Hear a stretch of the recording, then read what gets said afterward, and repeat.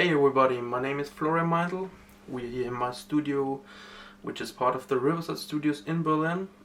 And what you just heard is the test pressing of my upcoming album, Nonlinear Times. It's my fourth studio album already.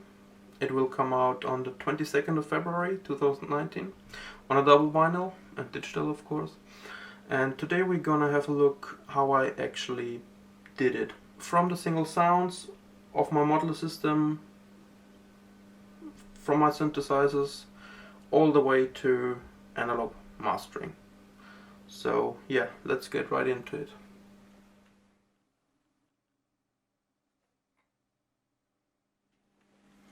So this is my modular synth. The beginning of everything is always this sequencer from Acid Lab. It's the Robocop. It's very simple.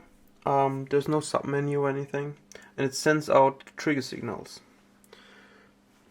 to, for instance, my kick drum modules.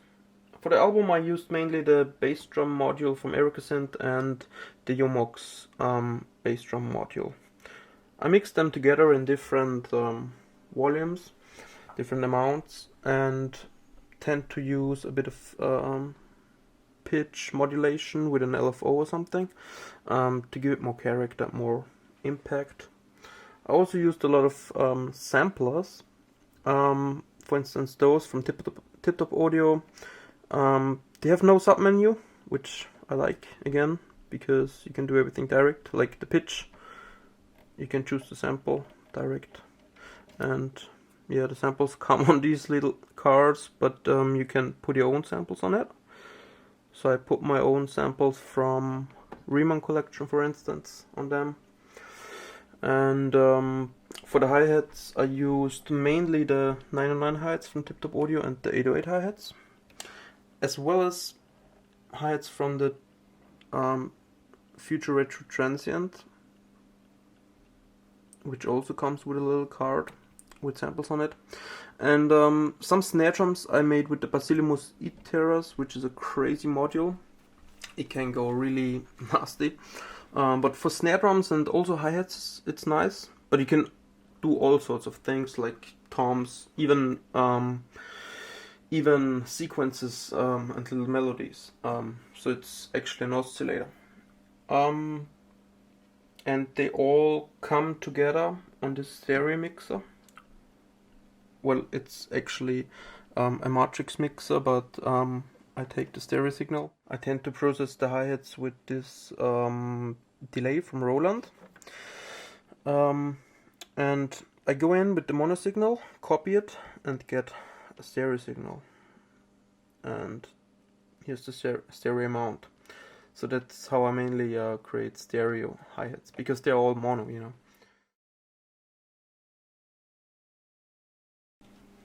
Okay, so let's create a beat from scratch.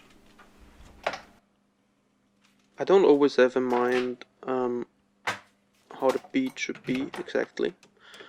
I just start with a kick drum and take it from there. And I tend to layer two kick drums above each other, because one module is not always capable of doing the full sonic impact I want to have. So I just take the trigger signal, copy it, and give it to another kick, and then mix it together in an audio mixer. And I tend to compress or actually saturate the mix of those two kick drums. In this case in a Dave Smith character module, which is actually meant to be for synthesizers, but it's great on kick drums as well. And recently I distort the kick drums a little bit to have them a bit broader with more overtones. And there's sometimes something missing between the kick drums, and in techno it's not always helpful to fill it with a classic bass line, because then it gets too musical too quickly. So I tend to fill it with some kind of tom sounds or modulated kick drums or something in the bass frequency domain.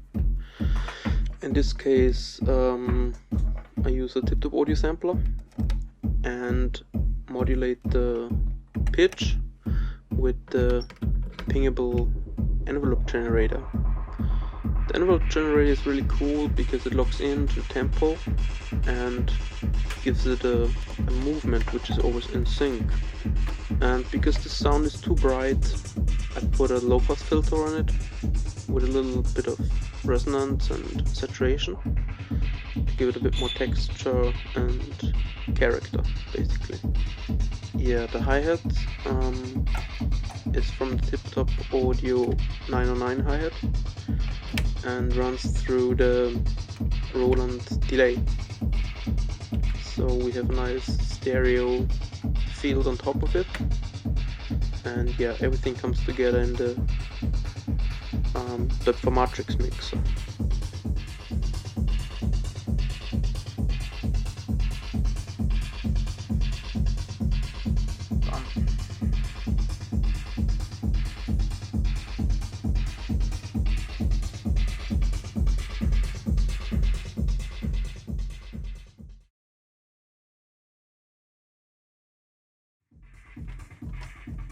When I build sequences in a modular synth, I don't think so much of harmonies and musical structure. I tend to make sequences which function as a beat or as a bass line, and I will add harmonic content if I want to later with a synthesizer like the Oberheim or the Matrix Brute.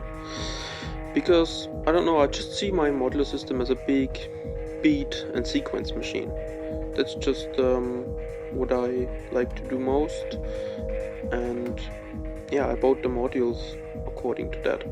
So I have many rhythmic modulators, simple sequences, filters to give some saturation and texture. I mostly start with just a sound from a simple oscillator, and I like the telharmonic from Make Noise because it gives you instantly a kind of chord sound. I think it's 3 oscillators together in this case, and many modulation possibilities. It should work with just a 16th trigger, and if this fits to the beat, I try to give it a bit more musical elements, like change in pitch. Yeah, and the size of the modular is not too large, I think, but it's like the limit for me, because in the modular world you tend to always want to have the newest, the latest module, but quite often you can build what the new module does with 3 old modules or 3 simple modules from Depfa. You just need to make a patch. So quite often new modules just sum up what you could build with others. So I'm really checking carefully before I get a new module, and I set myself the size as a limit because I feel like it's large enough to make whatever I have in mind, but it's not too big to get lost. And sometimes I change modules from my travel rack, because when I DJ I bring a little module system with me as well, and it's a constant evolving thing. When I get tired of a certain kick drum, then I would exchange it in my travel system and put it into the studio. But yeah, what you can see here is almost all used on the album.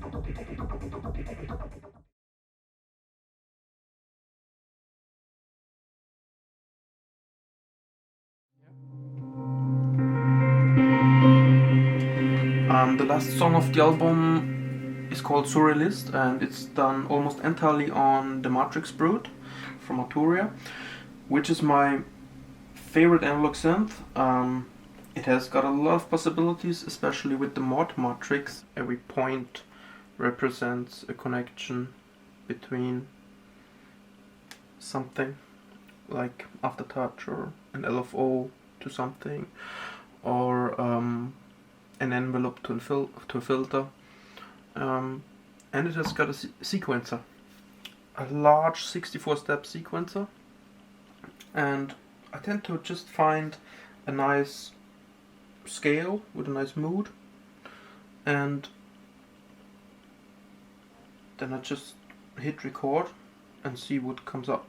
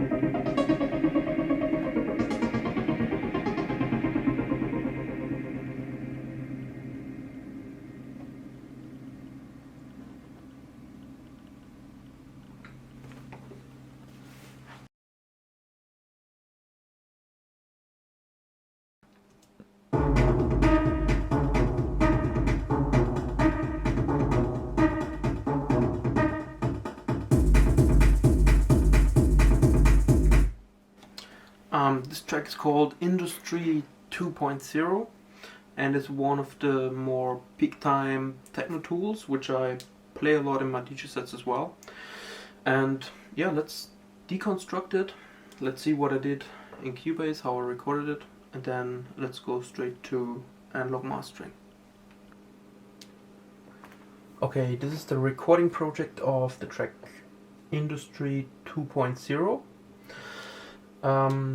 It's Cubase, which is my sequencer from the start actually.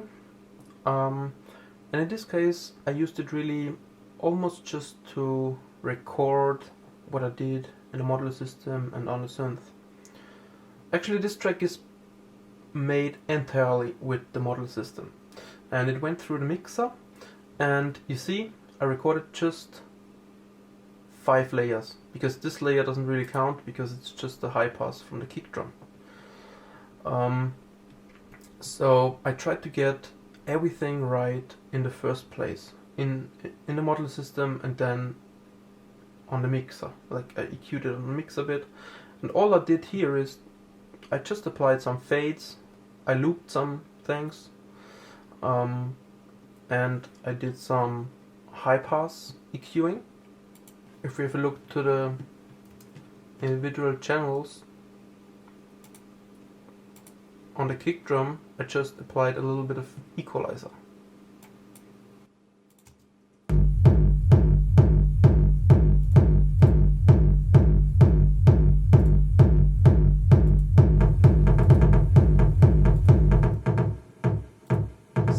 toms, just a little bit of high pass, almost nothing. So I EQ'd it already on the analog mixer. That's the lead. You see, I just did a little fade.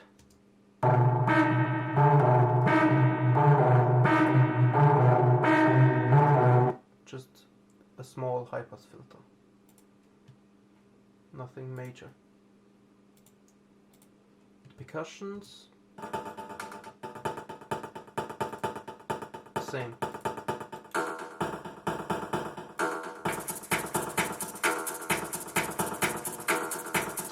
Same on the hi-hats.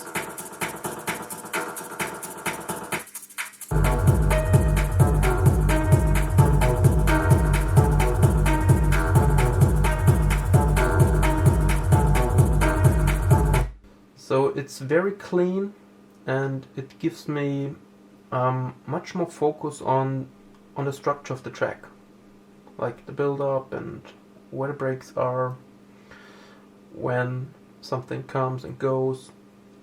Because if I, like in the past, I had like 40 layers or something when I was working more within the DAW, and sometimes I lost overview a little bit. Because in this case it's more than 5 elements, because often like the kick drum consists of 2 kick drums and a distortion effect and so on. So this is actually kind of a stem recording. Yeah, that was mainly the approach with this album, so I did most of the things in the analog domain and used Cubase more like to loop things and yeah, to do the basic stuff. And now let's go to the analog mastering process. This is our mastering project, also inside Cubase. And the signal goes first through my analog chain. This is actually a digital controlled analog patch bay, electronic patch bay, and the signal goes through a Meindl massive passive, through a Schwerkraftmaschine, which is gravity machine in English. It's a tube compressor from Tegeler Audio. That's also from Tegeler Audio. It's called Cream, which is a compressor and equalizer, and this is a tape saturation. And finally it goes through this JDK equalizer, which is mid-side. So there's a mid-side converter and it converts it back. So I can EQ the sides and the mid, I mean the mono, separately. And then the signal goes through a digital multiband compressor from Universal Audio, where I just control the deep bass a little bit. And with this plugin, also from UAD, I make sure that the bass is full mono until about 130 Hz. And finally it goes through a limiter. That's a multiband limiter and a limiter over the whole signal. And then I can view it on this analyzer as well. So let's go to the analog chain.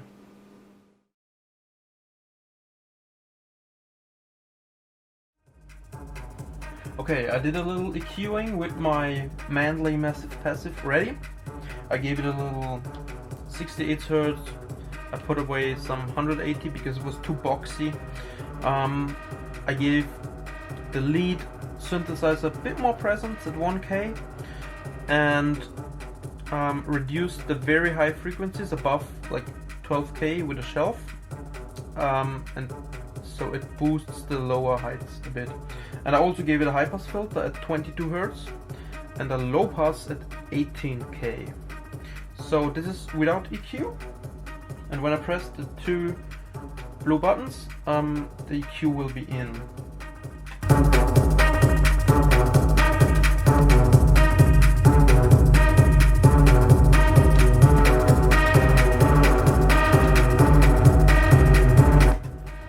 yeah, it gave the kick drum a bit more boost at the lower frequencies and more definition on the lead. And the next thing in the chain is a tube compressor from Tegeler Audio, which is not engaged now, so I'm gonna engage it. And I used the multiband complex mode, which is very unique. The side chain signal in this case, I mean it's an analog tube compressor, right? But the side chain is digital, and it divides the side chain into 3 bands, like a multiband compressor would do, and processes the whole signal accordingly. So it doesn't sound like a multiband compressor, but similar. And I use it just a little bit, as you can see. It doesn't even remove a dB, but there's a difference. I feel like it adds a little bit of sub bass and removes some nasty frequencies in the midfield in this case. Let's listen to it louder. The next thing in the chain is also from Tegeler Audio, the Cream. Let's engage it. And you see it just removes only, I don't know, but let's say maybe 1 dB. And it's a mixture of a Pultec EQ and an SSL-like compressor. And here you can say or determine if the signal should pass the EQ first or the compressor, in this case the EQ. And what I did is I added a bit of 100 Hz because I removed maybe a bit too much of 180, and it gave a nice result with this combination. And I added a little 10K. And with the compressor I just took away a little bit of the dynamic, but yeah, with a medium attack time and a quite fast release time.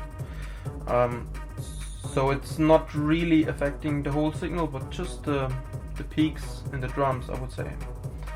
And next it's going to this guy here, which is called Magnetism 2, and it simulates tape saturation.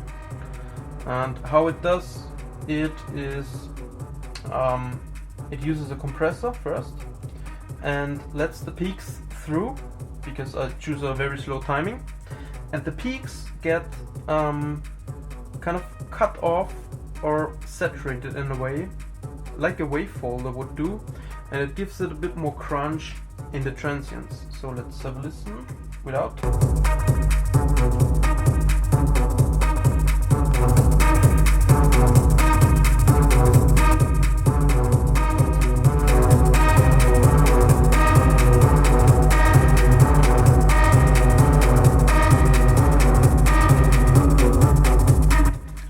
If I would do it too much, it would sound like this.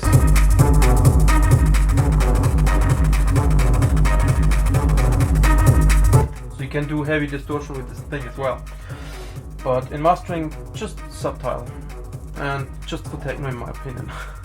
And the last element in the chain is this JDK stereo equalizer, which is in this case mid-side. So that's the mid signal, the mono signal, and that's the side signal. And you see I removed the bass and side signal, added a bit of stereo field at about 2 or 3K, and in the mid field I removed a bit of sub bass and added a bit of 100 Hz and a bit of mids and removed a bit of heights. So let's engage this.